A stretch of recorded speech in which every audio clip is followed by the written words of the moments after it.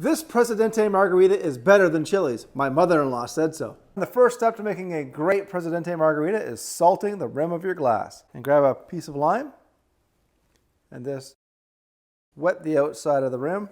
Roll it on through. Half ounce of lemon juice. Freshly squeezed, of course. Half ounce of lime juice. Freshly squeezed again. Don't get the stuff out of the bottle. The perfect pour.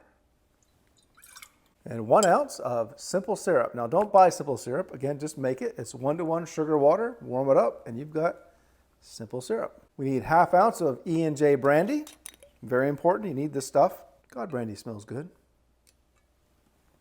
Next, you're going to need citron orange liqueur, 1/2 ounce. Trust me, this is going to make it taste delicious.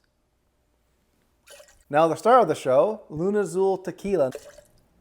Go ahead and put a lot of ice in there.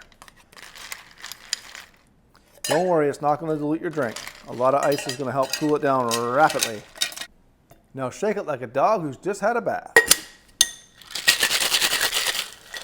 And now strain your cocktail into your glass. All right, guys, so that's how you make a Presidente Margarita. So let's give it the old try.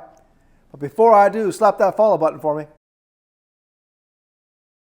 Oh yeah, that's a Presidente Margarita.